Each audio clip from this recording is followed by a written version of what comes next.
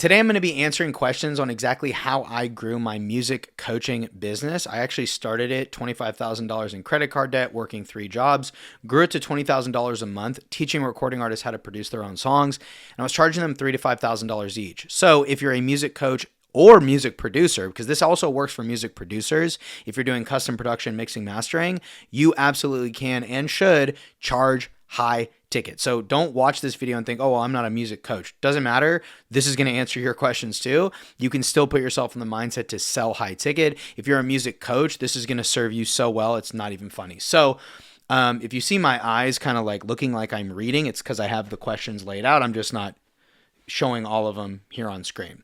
Okay, so let's get into it. So the first question is, what platform do you host your modules? Are all your modules you on video or screen recording, or do some of your modules just have assignments or worksheets? So I use this platform called Skool, Skool. I don't want to go too off on any one of these questions. Skool is very, in my opinion, okay. They have 2 payment options. So for me, I can either pay $99 a month or I could pay $9 a month.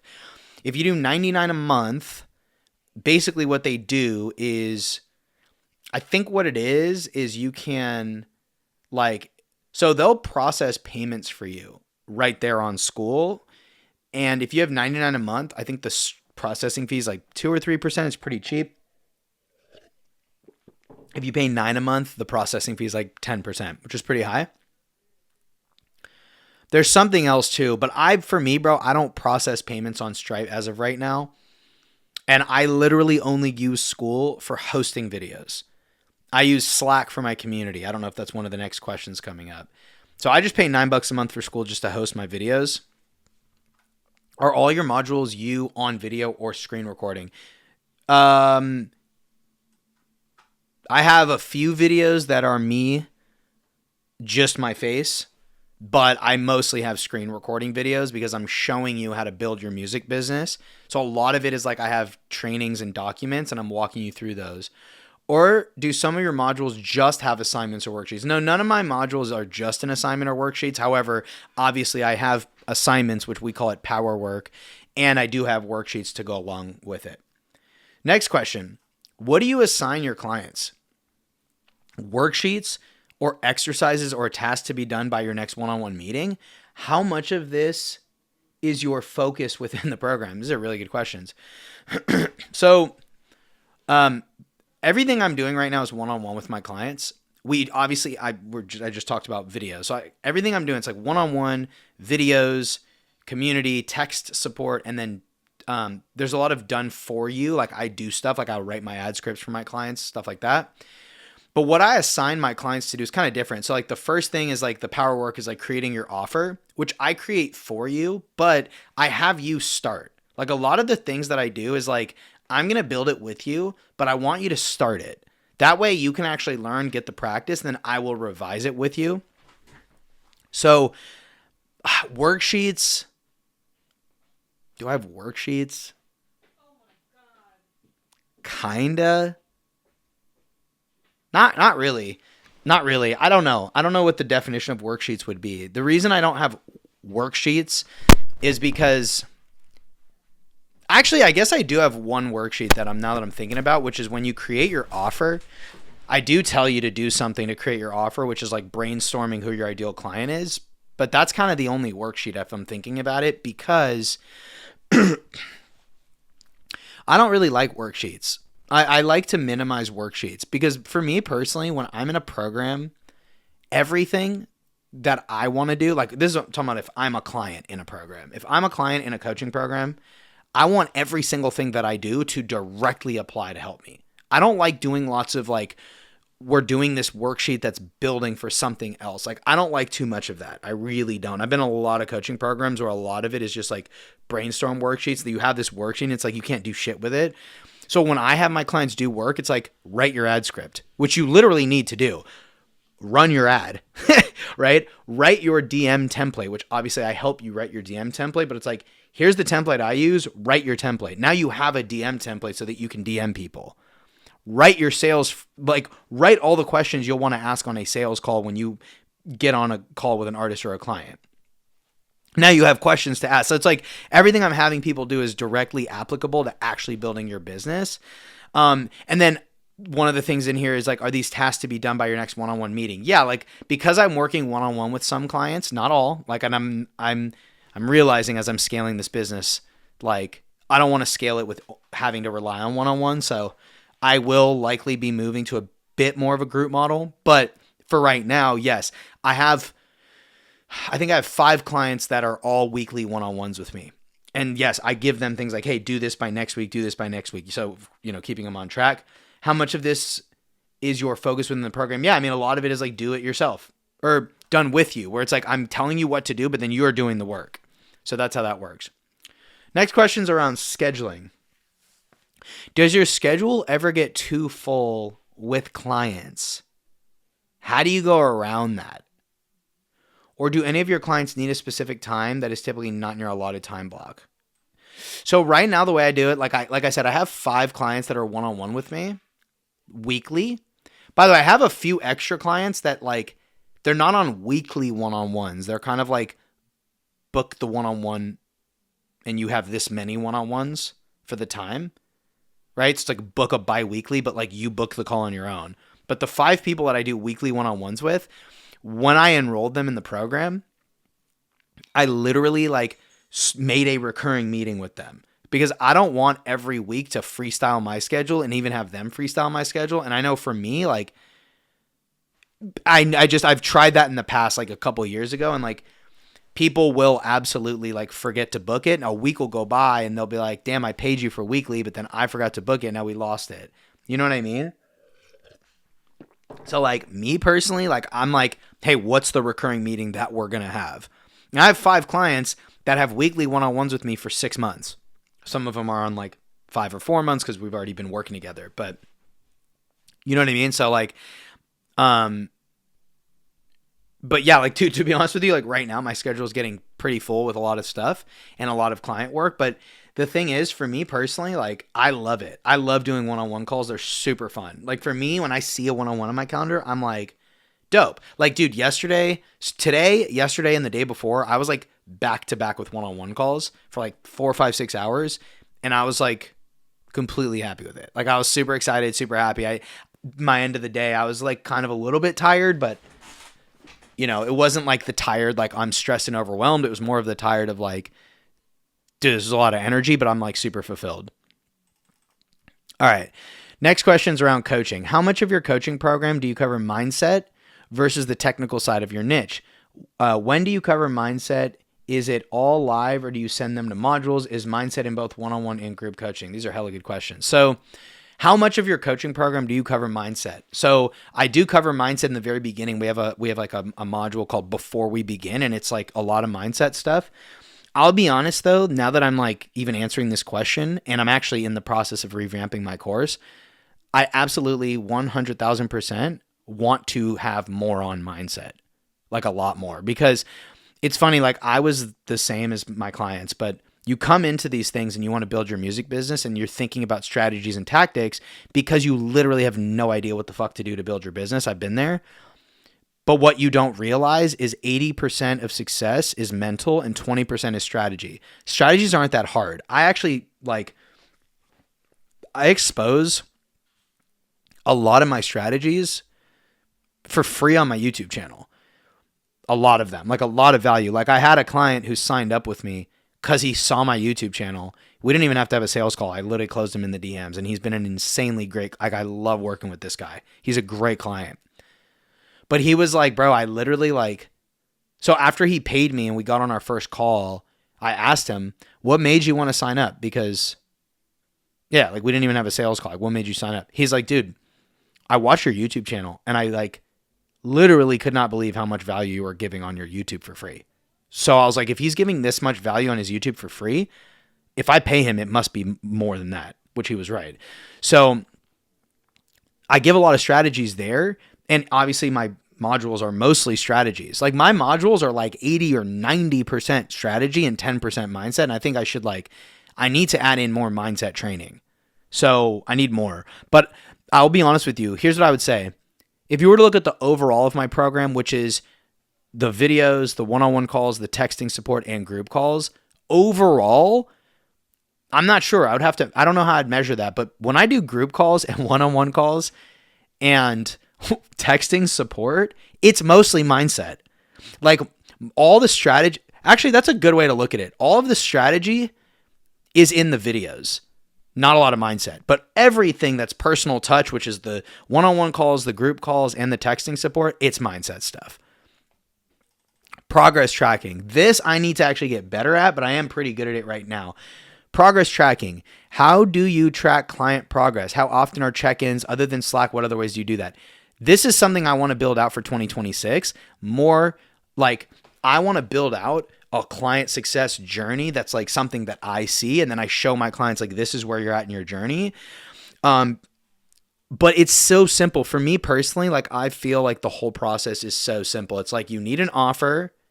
I think it's like 7 steps. You need an offer, meaning like you need to know what you're going to sell people and what you're going to deliver them and how you're going to message it. An ad, you need to like make content. You need a DM template. Like you need to have your DM template. Calendly, you got to have Calendly, like your whole call booking process, which is like Calendly and Zoom. And then you need to have a sales call framework. Like I think you should know sales and have a sales call framework. And then a way to collect payments, which I tell my clients just to use Stripe. So there's 7 things you need. And it's like, literally just go down the line. Do you have your offer yet? Great. Do you have your ad yet? Great. Because what I like to do with my clients is within the first 2 weeks of us working together, you need your ad launched. But I'm not going to let my clients launch an ad if they don't have an offer. So I tell you, you need to get your offer done within less than 7 days of us working together. Ideally, less than 7 days. You need to know what your offer is.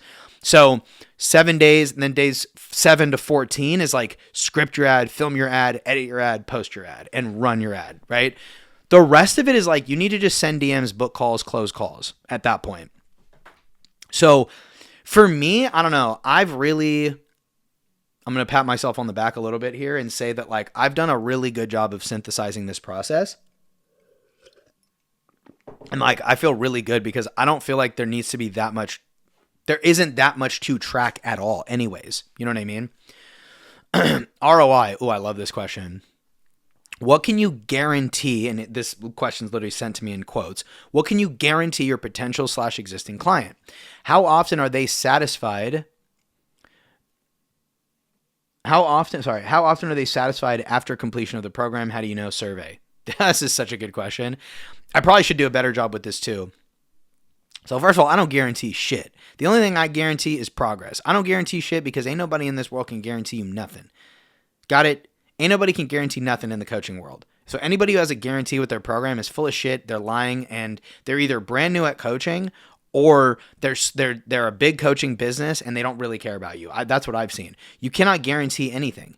So I don't guarantee anything, and I have people in the DMs ask me, "What's your guarantee?" And immediately, bro, for me, I'm like a little too strict. I had a guy in the DMs literally ask me like, "What do you guarantee?" I said, nothing. Like, and I explained why. Nothing in this world is guaranteed, and clients who need a guarantee are shitty clients, and I don't want to work with people who pay you for a guarantee. Why the fuck would you buy a guarantee? Think about it. If I was like, hey, I guarantee you'll hit 10K a month in 6 months. Let's say that was my guarantee. I guarantee you'll hit 10K a month in 6 months, or I'll continue working with you for free until you do. Like, let's say that was my guarantee. What if you buy it because of the guarantee? That's stupid, because now you're buying it. You're buying the guarantee with the intention to not hit your goal. Think about that. Think how stupid that is. Whereas if I'm like, dude, I don't guarantee shit. This is on you. It's your business. It's your life. I'm going to be here to serve and support you and give you everything that I have. But at the end of the day, dude, this is your responsibility. It's your business, not mine. I'm responsible. I heard somebody say this. I hope I don't mess it up. I'm responsible to my clients. I'm not responsible for my clients. I'm not responsible for my clients' businesses. I'm responsible to them. I'm responsible to do what I need to do. But at the end of the day, if you don't make money, that isn't my fault. It's your responsibility. And I don't want clients who hear that and think, I don't want to work with this guy. No, then I don't want to work with you either. Great. So all good. All of my clients Take ownership. All of my clients are like, Leezy, I know this is on me. The other thing too is like, I check in and I should have, this was supposed to be, I should have answered this in one of the other past questions, but I check in with my clients 5 to 6 days a week, meaning I will hit you up and be like, hey, what's going on? What's on the agenda for today? What are you getting done? What do you need help with? 5 to 6 days a week. Now, I've literally had clients, I'm not bullshitting you, where I've had to triple text them.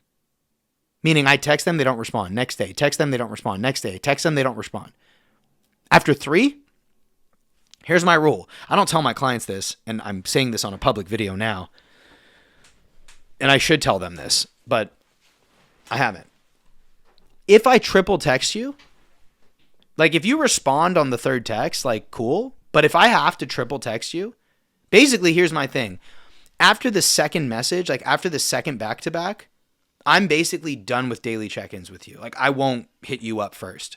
I will send you the 3rd message, but if I have to send that triple text, even if you respond to the triple text, I'm done daily check-ins. I'm done. Like I will not hit you up anymore because you still have the course, you still have the community, you do still have text access to me where you can ask me questions and I'll answer them. You still come to group calls, we're still doing one-on-one calls.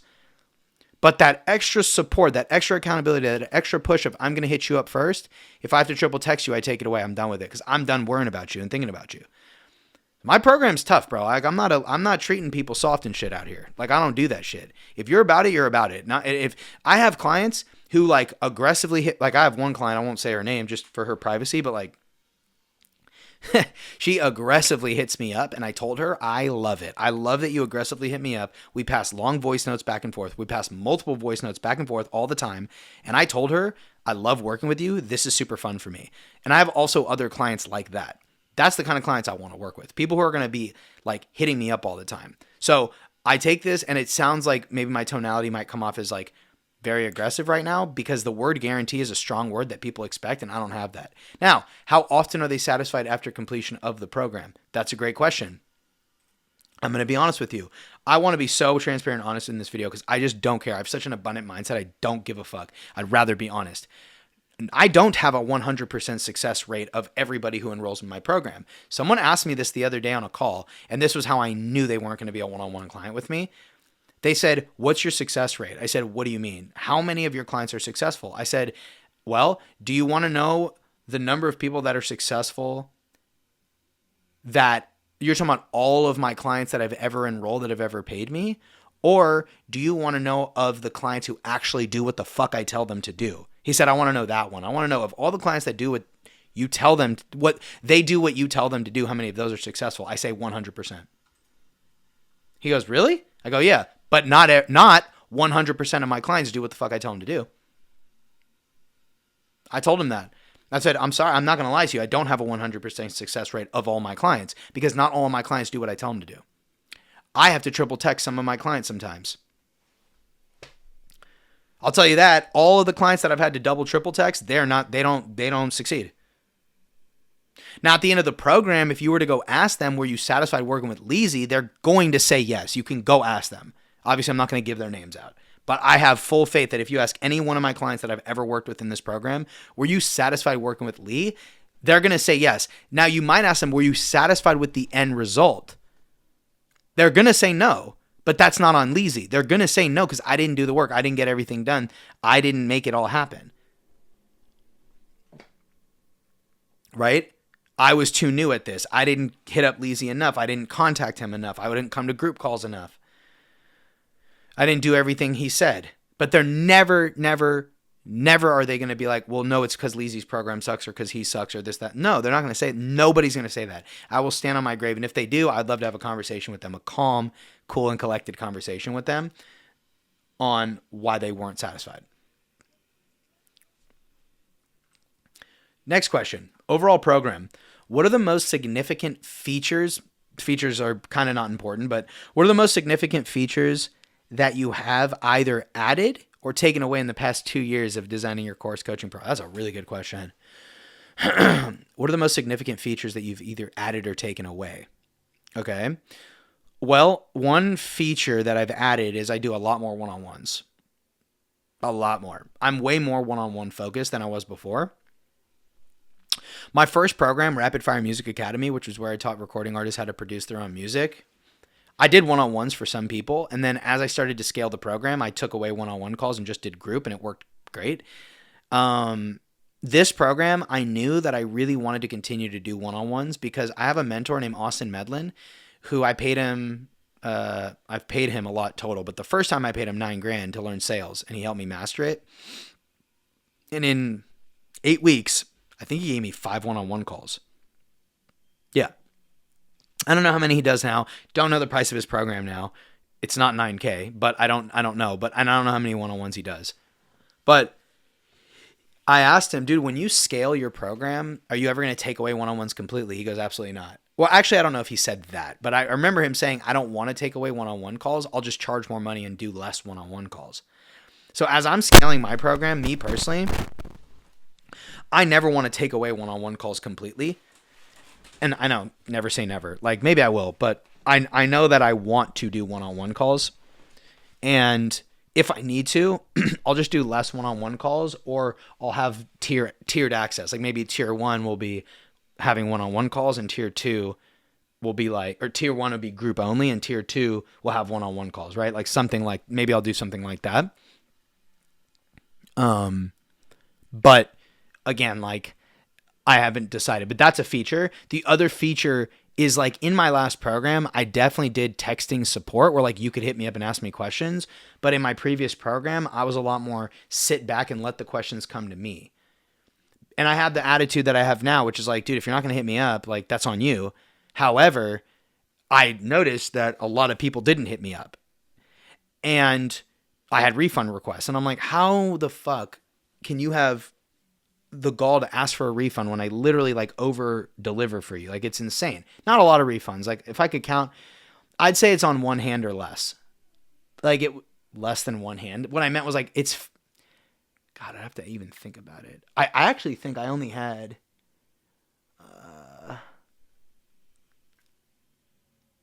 I think I only had 3. Let me look back at it. I'm trying to remember them. I had 4. Now that I think about it, I only had 4 refund requests in my last program. I think I enrolled like 65 people or 66 or 67. Let's call it 65. I think out of 65, I had 4 refund requests, and they just weren't serious. They got in too quickly. They had excuses and shit. But what I would say is, I know when I started Music Money Mastery, I know I committed. I was like, I'm going to hit clients up every day. Because basically, there's 2 reasons for it. I'm being so transparent in this video. I'd rather be transparent than not. So, number one, I wanted to have more texting support because I wanted to just like really over deliver, really serve and support, really get people the results. Number 2 reason was I wanted my program to be refund proof. Like there's not a chance in the world that someone could end my program and want a refund, because I'm like, dude, I hit you up every day. I over delivered, over supported, did a lot of work for you, gave you more. Like I over delivered and undercharged you. And I like hit you up every day. I think that me texting people every day makes the program like foolproof, because at that point it's like, how could you possibly, you know? So I would say that. The other thing is, I mean, I don't know if I'd call it a feature, but we are doing a in-person client retreat. We're doing it in San Francisco, March 2026. Right now, I think we have 7 people, if I can remember correctly, either 7 or 8. We're only going to have 10. I might even cut it off. I might literally keep it with this exact group. I'm not sure yet. But yeah, so that's kind of a cool thing too. External resources. Is it true that coaches need coaches as well? I love this. Would it hurt your brand or image to share that knowledge? Do other coaches or mentors ever guest speak for you in live or recorded? Oh, this is a really good question. Is it true that coaches need coaches? I think everybody needs coaches.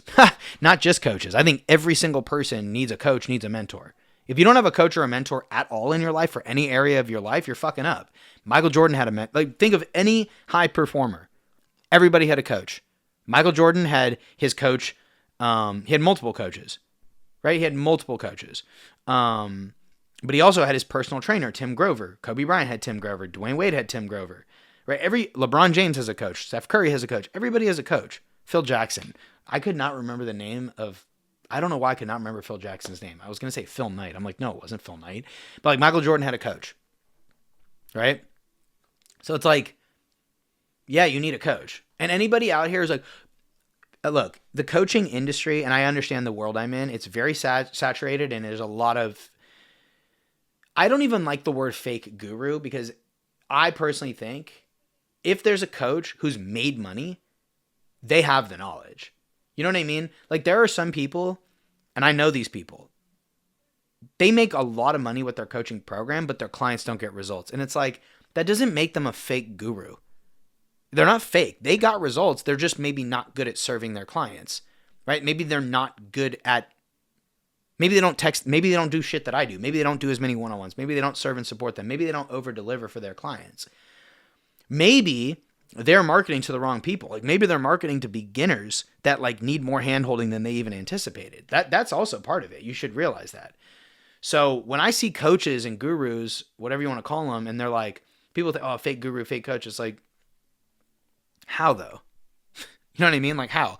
Even if someone's program's not that good and their clients don't get results and their clients talk shit on them, it's like, yeah, but even then, bro, it's like your responsibility anyways. So yeah, every coach needs a coach. Like, I have 3. I have a nutrition coach. I still am working with my coach, Austin, for sales, and I'm still working with Jeremy Pogue in his new program for Peace and Profit to build my business the way I want. So I have 3 coaches right now that I pay on a month-to-month basis. So yeah. Would it hurt your brand or image to share that knowledge? I don't really understand that question, actually. I'm going to skip it. Do other coaches or mentors ever guest speak for you in live or recorded sessions? Not yet, but 100,000% I want to do that. Like, so badly. I want to have that. So no, not yet, but they will. Final question. This has been such a fun video. Ads. How would you explain running ads to a beginner? Oh, I love this question. Ads I geek out on, bro. How about an intermediate and expert level? When should a coach/client start running ads for their niche? Okay, great. So, first question. How would you explain running ads to a beginner? So I'll explain it. I don't know if this is going to be a good enough explanation, but it's basically like this. When you run ads, you're paying for attention. As simple as that. You are paying to get seen by more people. Simple as that. That's the best, easiest way to explain it. Now, if you want me to go super in depth, I guess I could, but like that is like the easiest, simplest way to explain what are ads. Getting in front of more people. Guaranteeing that you'll get seen by people. Doesn't mean they're going to pay you money. It doesn't mean they're going to take the actions you want. It doesn't mean they'll become clients. It doesn't mean they'll send you DMs. It doesn't mean any of that. That's based on something else. That's based on how good the ad is. That's based on how you set up the ad. That's based on how you film it and script it, right? That's based on the offer in the ad. But if I were to go a little deeper, I'd say ads is paying for attention so that you can get people to take an action. How about an intermediate and expert level? Well, I don't think I probably wouldn't need to explain ads to an expert. To an intermediate level, I would say, at an intermediate level, I guess I would say ads are the easiest, simplest, most predictable way to scale your business. Ads are the easiest, simplest, most predictable way to scale your business. And there's a running debate on ads or organic, which is, I hate that. Dude, black and white debates like ads or organic, sales or marketing. I hate debates like that because it's like the answer is both. Sales or marketing, which is more important? Neither one's more important. They're both equally as important. If you got great marketing and no sales, or if you have great sales and no marketing, you're broke either way. So you might as well have both. And same with ads and organic. Which one's better? Neither one. They're both super important. You need both. You need both. Or you don't need both. You could just do organic I've met some business owners recently who are growing their businesses organically, meaning they don't run ads. And I'm like, wow, good for you. But they have to spend a lot of money on content and a lot of time, energy, and attention on content. So either way, you're paying, right?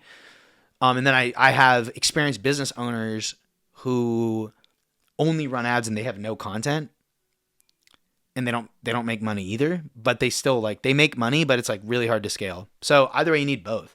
So I would say though, like ads are the easiest, simplest, and most predictable way to scale your business. When should a coach or client start running ads for their niche? That's a really good question. I'd say not until you have some proof of concept. And that's very loose because proof of concept literally just means, have you made money? That's it. Have you made money and have you delivered results? Do you have any client testimonials? If you want a hard number, I would say, have you had 3 clients? You could say 3 to 5. Have you had 3 to 5 clients get results with your program? Have you had 3 to 5 clients give you testimonials? But you don't even want to say testimonials because like you might work with someone and they might not get results, but they'd still give you a great testimonial. I wouldn't count that because you're not proving to even to yourself that you have a good program. So I would say when you have 3 case studies, like 3 people where you're like, they went from here to here and it was like effective. You know what I mean? 3 proof of results. And then obviously you want to have testimonials with them. So that's a good place to start. It's not like that doesn't necessarily mean you have like a 100K a month business if you only have 3 testimonials, case studies. But if you've got 3 case studies of people you've helped, you can start running ads. And by the way, those people, if they didn't pay you any money, it's kind of like on the fence because it's like you might have worked with people for free and you got legit results. Honestly, bro, me personally, I mean, with the experience I have with ads, if I were to go all the way back in time, which, dude, I started running ads as soon as I could, but I already had 3 case studies when I started running those ads. I will say that.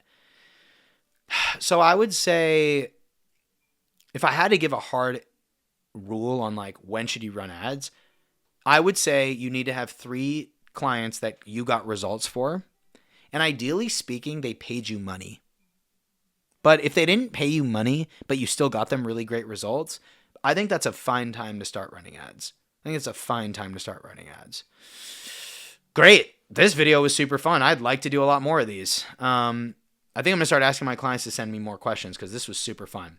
Awesome. If you got value from the video, great. Super happy, and I'll see you on the next one. Peace.